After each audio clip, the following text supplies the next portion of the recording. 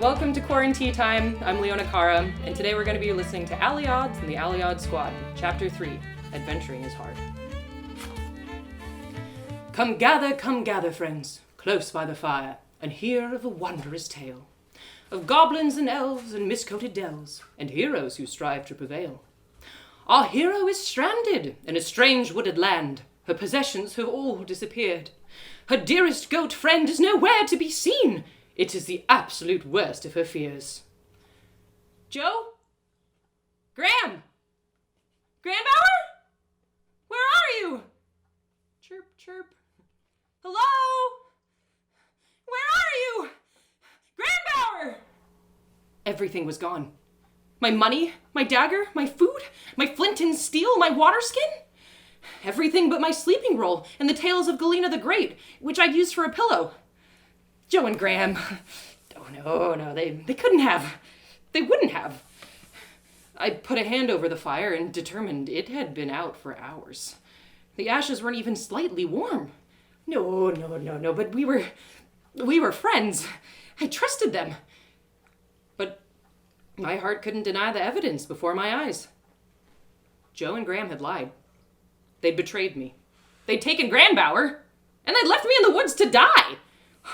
Oh, no. Oh, I'd never been betrayed before, and it was very uncomfortable.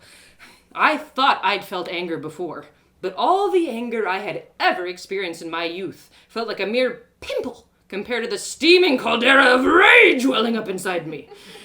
The rage was deeply tied to a medley of grief, sadness, and shame.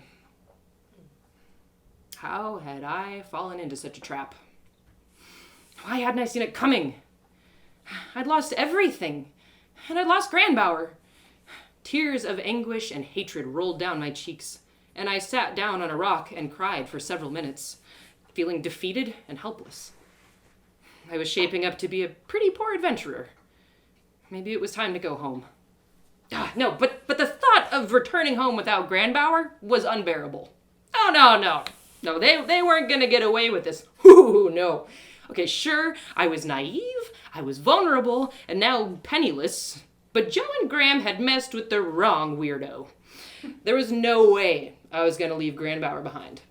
I would track him down, and I would get him back. With that resolution, the fear of being lost, broke, and alone dissipated a little bit, and I was able to think clearly again. All right, okay, navigation. North is... where's the sun? Okay, that way. So we came off the main road from the north. So all I have to do is get back to the main road. And once I get there, well, one step at a time. I packed up my bedroll and the tales of Leighona the Great and headed north, my heart feeling raw as unboiled tripe. It took hours. Hours. I don't even know how many, but enough for my stomach to cramp with hunger and for thirst to divert me from my course in search of a creek or a stream. Worse still, my moon blood arrived, which is really just, the nicest little touch of joy on an already super duper day. I was forced to gather moss to stop the blood from staining my new trousers, and it was a generally uncomfortable experience all around.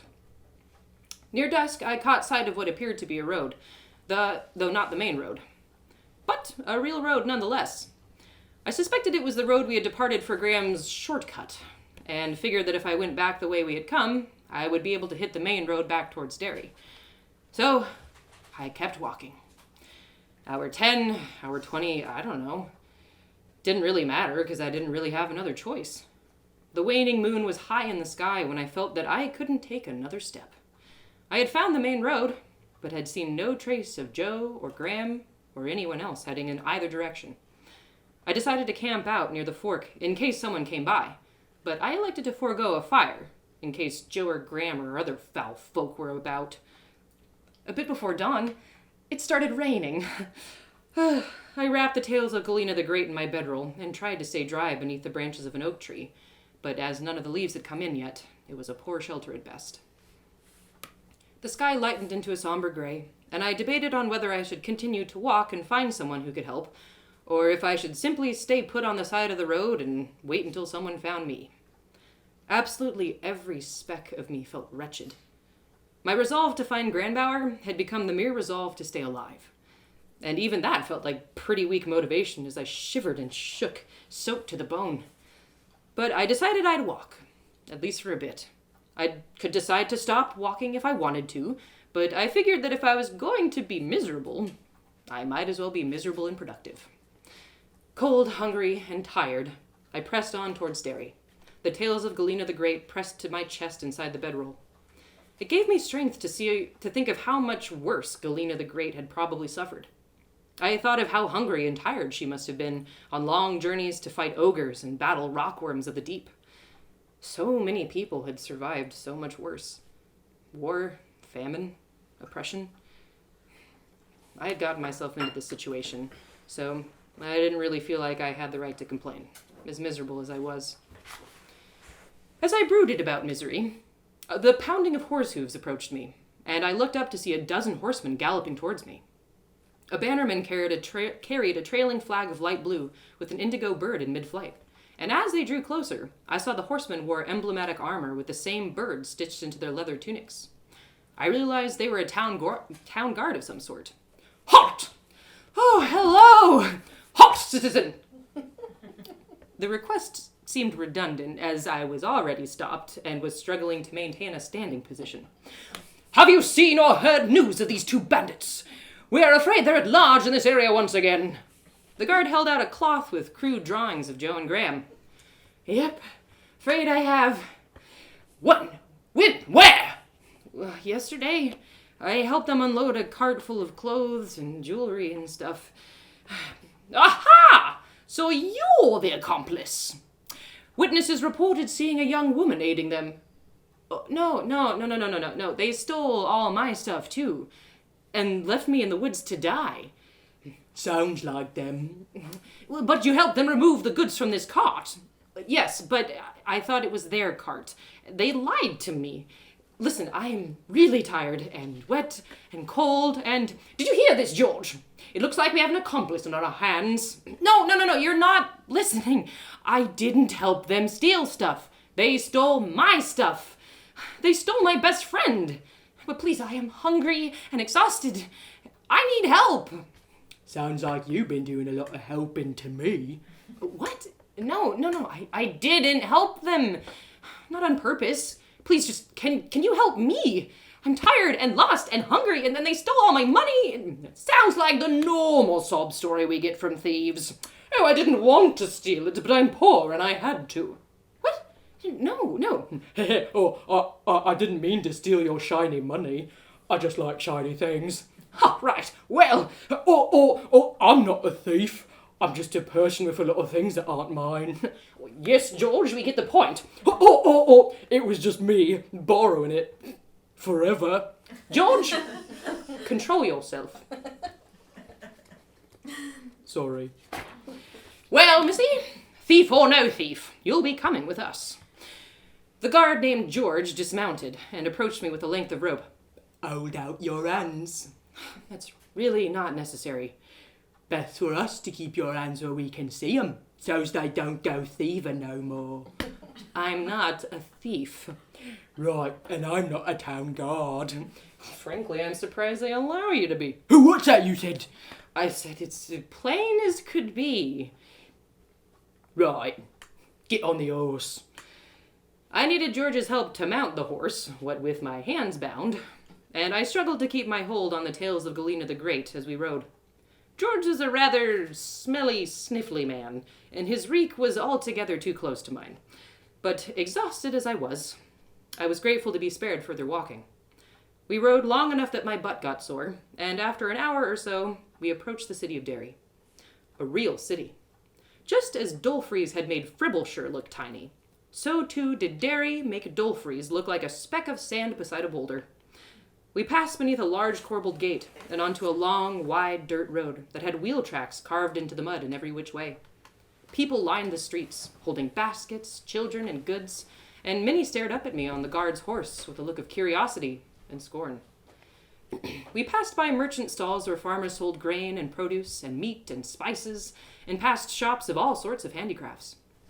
The clang of a smithy rang forth as we approached the flank of a large stone castle in the center of town, and the smell of their fires nearly choked me as we passed beneath the portcullis of a guarded gate and into a stony courtyard.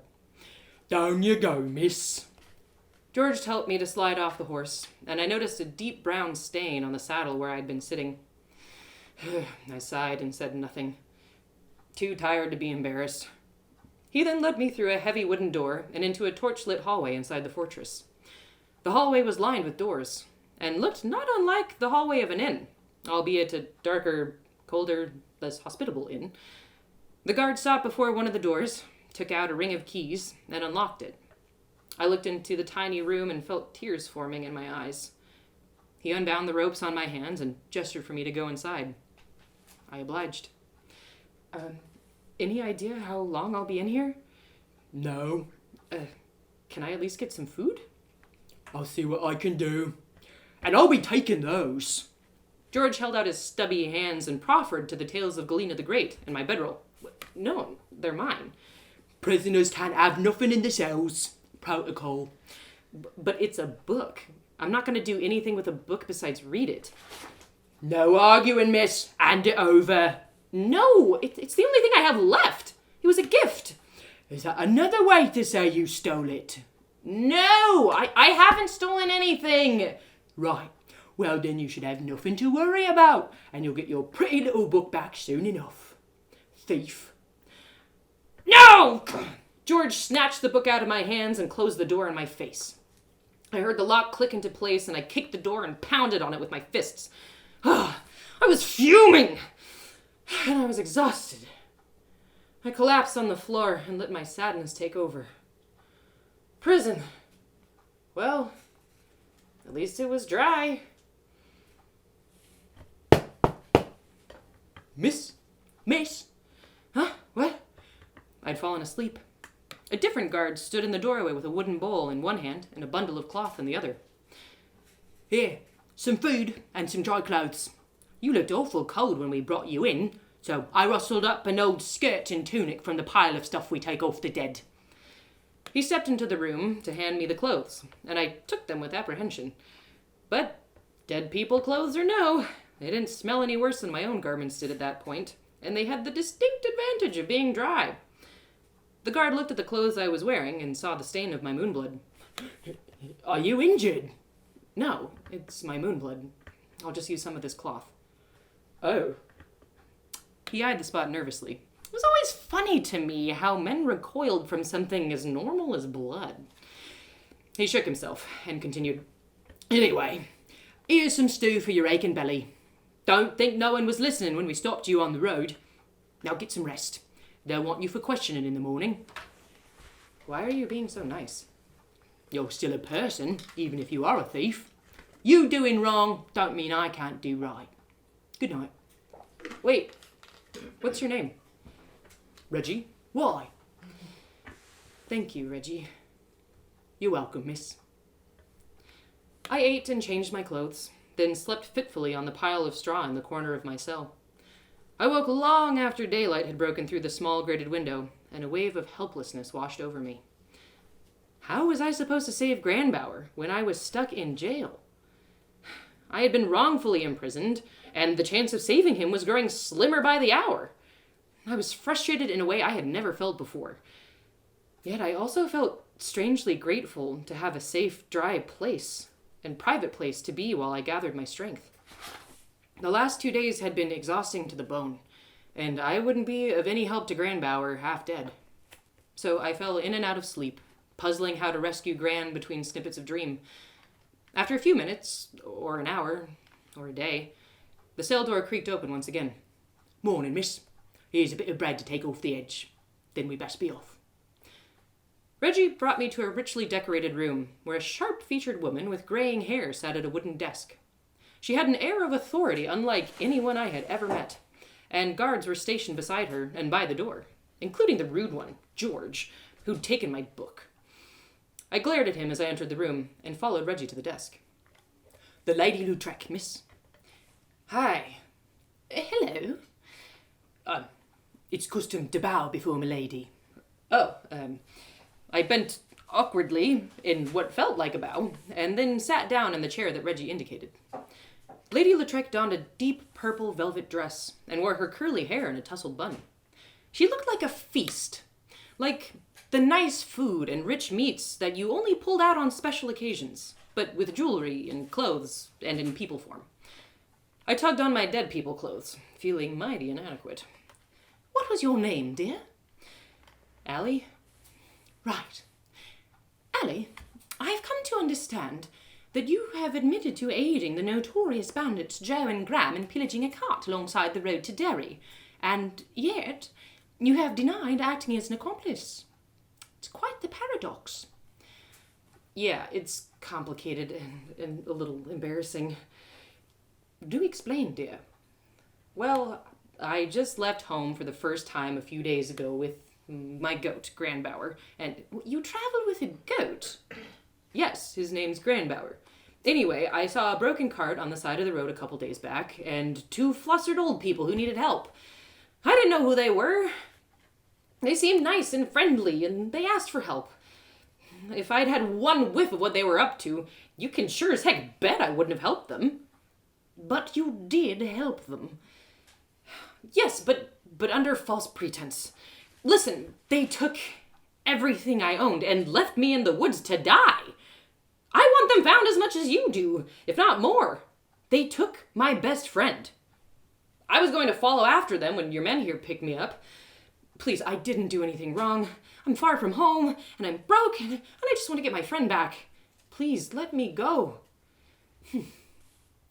Naive young thing. I will be glad to set you free, so long as you provide me with some answers. Really? I suspect losing your goat friend was punishment enough, and will teach you better judgment on the road. Now, did Joe and Graham give you any indication of where they were heading? No, they just said they were heading home, but that was obviously a lie, like everything else. They said they came from Dolfries, so they probably won't be heading east again. I should think not. The merchant whose cart they ransacked was found bound and gagged in the woods not far from where you found it. He has personally posted a warrant of 500 silver for their capture. 500 silver? Oh my gosh, what else have they done? It is a long list. Robbery, battery, assault, larceny, libel, forgery, suspected arson, nudity. Wait, nudity is a crime? When you've stolen the lady's pearls, it is. George! No one is to mention that. Needless to say, there are many among us who would personally wish to see the pair behind bars. Or dangling from a rope. George, will you kindly shut it? Sorry. Lady Lautrec asked me more questions, and I told her what I could, which wasn't much. At least she seemed convinced that I truly bumbled my way into the crime, and was overall innocent. In fact, she seemed like a generally intelligent, compassionate person, and I felt my admiration growing for her as we talked. But then again, I had felt similarly for Joe and Graham, and no longer trusted my judgment. When she had finished with the interrogation, she asked me one last question. Do you have a place to stay in Derry? No. Well then, in thanks for your cooperation, I will provision a room at an inn for you these next few nights, so you may have a chance to plan out your next steps. It is our experience with crime in this city that a criminal set free with no support is more likely to commit crime again. If we are to set a bread stealer free on an empty belly, chances are we shall find him with another loaf in hand. Oh, thank you. Thank you so much. George here will show you into town. Can Reggie do it? I suppose. But thank you for your help, dear. May you avoid such future troubles on the road ahead. Thank you, milady. I rose and bowed awkwardly again. Reese until judgment aside, I still liked her. Good day. Reggie led me out of the room and returned my bedroll, clothes, and the tale of Galena the Great, before guiding me out of the castle barracks and into town. The fortress sat upon a notable rise and had a commanding view of the city. I could see the gate through which we'd entered the city the previous day, and noticed that the city was built as a series of ringed roads encircling the castle. The houses in the inner ring were massive, and the shops nearest the castle showcased lavish furniture, clothing, jewelry, and millinery from gabled windows. The people spoke with lofty accents and were dressed in bright colors with fine handiwork. And there were elves and dwarves and beings I didn't even know what to call. The city had brought people together from all over the country, and I marveled as I passed by my first real-life dwarf. What are you looking at? Oh, sorry. I thought you were someone else. As we walked further from the castle, I noticed that the shops and houses became more modest, and the people less flashy. It was still much more grand and fancy than what I was used to in Fribbleshire, but it was clear that the city was richer closer to the hill and poorer closer to the gates. Reggie and I ended up somewhere in the middle, at an inn called the Old Man's Gimmick. A swinging wooden sign dangled outside the wooden steps, depicting a jolly old man with a great fluffy beard and a long puffy pipe. We stepped inside, and I felt instantly relaxed. The pub had walls made from a golden-colored wood, and a great roaring hearth burned in the center of the room. A pig roasted over the flames and gave off a heavenly aroma, and families and friends chatted merrily around the many tables and booths. Be right back. Reggie walked over to the bar and spoke to a young woman with curly dark hair. The two other women behind the counter came to listen as well, and the three all stared at me and smiled when Reggie pointed in my direction. One of the women, a lithe blonde lass with blue eyes, even waved. I felt myself blush from the attention and amused myself by perusing the books lining a small shelf. Soon, Reggie returned to me with a key. Here you are, miss. Room 6. I told the ladies your story, and they'll make sure to look after you till you get on your feet.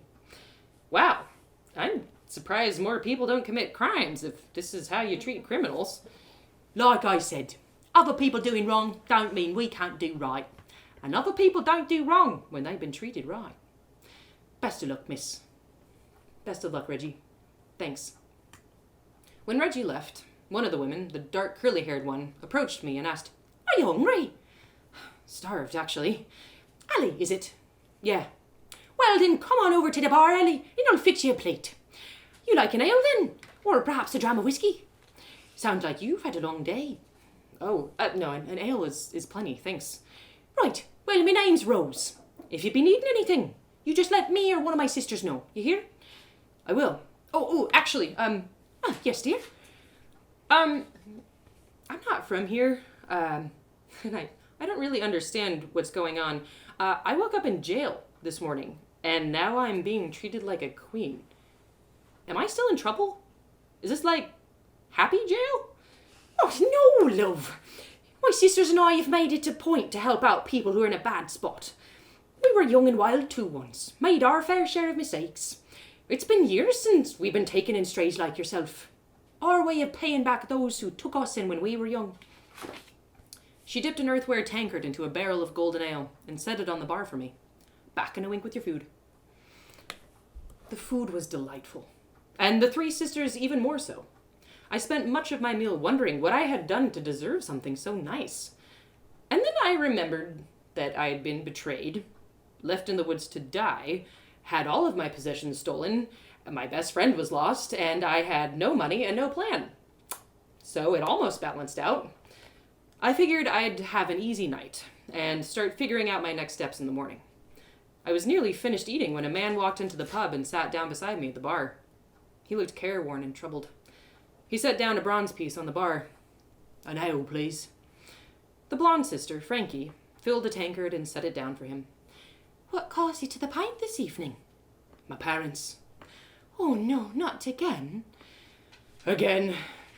The man drank half the ale in one swig. Sounds like you need a whiskey. Rose came over and poured him a dram. The man knocked it back and set it on the bar. Thanks, Rosie. Sure thing, love. Need anything, Allie? No, I'm good, thanks. The man was obviously a regular, and I felt that if the sisters liked him, then maybe I would like him too. It looked like he needed some cheering up. Hi. Do you mind if I ask what's wrong? Not really. Most of the town knows anyway. Why not you? It's my parents. They're in some trouble again. Always bad for business when they're in trouble. Oh, that sounds rough. What kind of trouble? Robbery. Ah, no. Their house? Or this business you spoke about? That would be for the better, I think, but no. They are the robbers.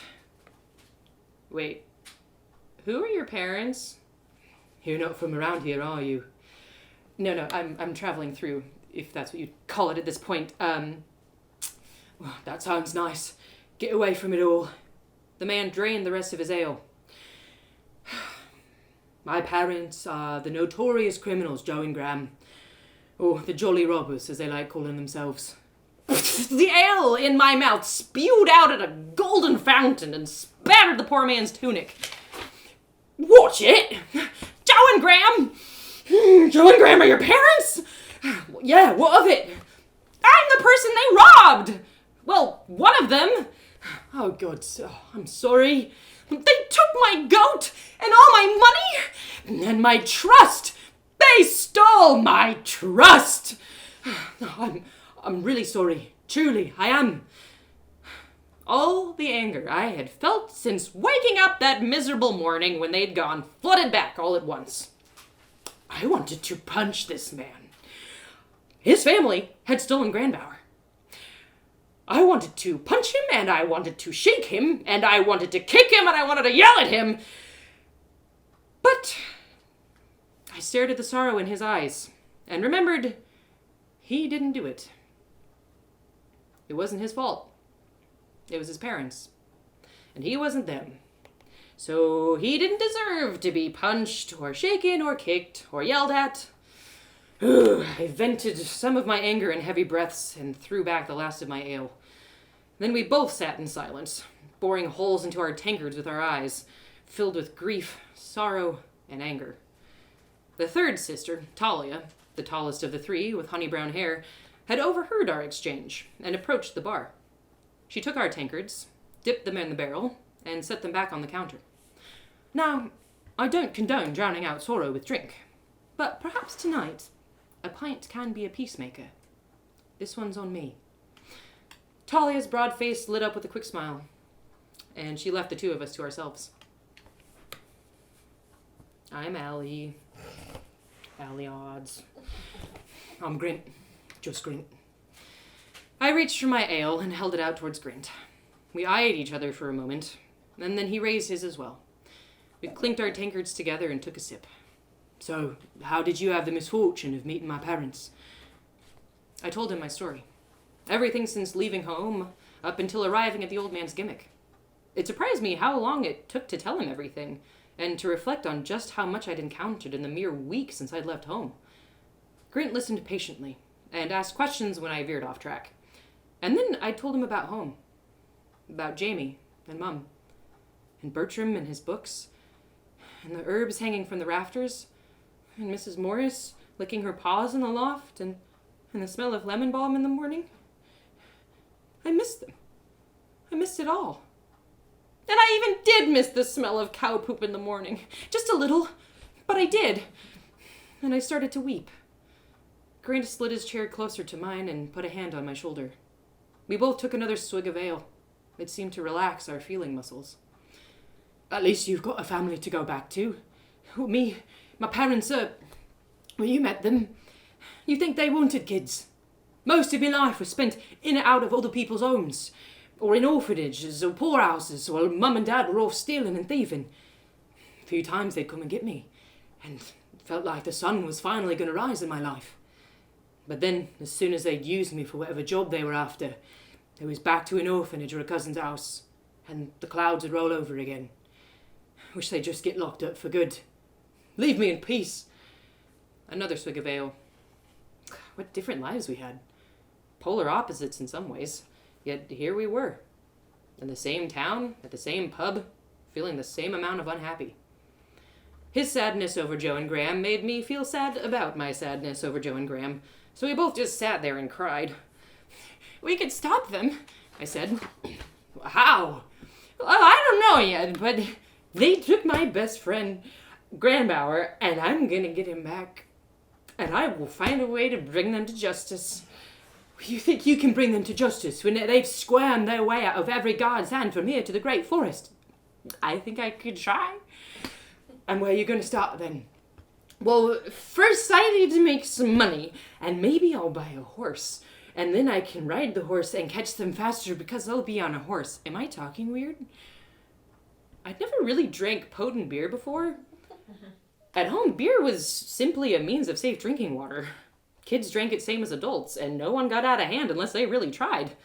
Me? Well, I certainly never tried, and the airy sensation in my head and body was a novelty. My tongue felt silly, and my fingertips wanted to twiddle and touch things. I continued, so all I gotta do is track them down and get them with my sword that I will have someday, and deliver them to the king. Or no, Lady Lautrec. Oh, have you met her? She's cool. I like her. I think they stole her pearls while she was naked, or someone was naked. I don't really know, but there was nudity, which is apparently a crime. Sounds like a really good plan. Right? No, but I think I can help with at least the first part of it. With the horse? No, the money. Honest pay for honest work. I'm a cobbler, and I could use help dealing with customers so I can keep doing the hard work without 1,000 questions. Really? I could be a shoemaker's assistant? Well, that sounds exciting to you. Not especially, but cool! Well, I see it as the least I can do to make up for what my parents took from you. Help you get back on your feet. Which could use new boots, by the way. That would be lovely. The work, the money, the boots, all of it. When I start. Well, how about tomorrow morning? I'm sure one of the sisters here would be willing to show you to my shop. He shot a look at Talia, who was nearby and had heard him speak. I rested my head on the bar and listened to them chat. I'd be happy to. Got some errands to run in the morning. Oh, thanks, Talia. You want her there at sunup? Nah, let her sleep a bit. I think she'll need it. I sure do! I'd say so. Off to bed with you now, love. I'll get you in the morning after breakfast. Or for breakfast, pardon me. Okie doke. I slumpled out of my chair and gave Grint a hug. I waved at Talia and Frankie and Rose and then headed up to room 6. Good night, Allie! Good night, good night, good night, what? Good night. As I lay down on the fluffy, warm bed, I cracked open the Tales of Galena the Great and smiled. I'm coming for you, Gran. Just you wait. The end of chapter 3. Thank you. I hope you'll join me this upcoming Thursday for chapter 4, The Stinky Boot Blues. Something pretty big happens in that episode. Not that things don't happen in every episode, but there's an important character introduction that I hope you'll be present for. And if you want to share this with other people, the Zoom link that you use to access this, it can be shared with anybody. Everybody's welcome to come and gather at this time. I'm trying to use this story to offer a little sanctuary space, a world where things do feel manageable and controllable and loving and safe. So thank you for joining me in this time, and I'll hope to see you next time at QuaranTea Time. Thank you all for coming. Mwah.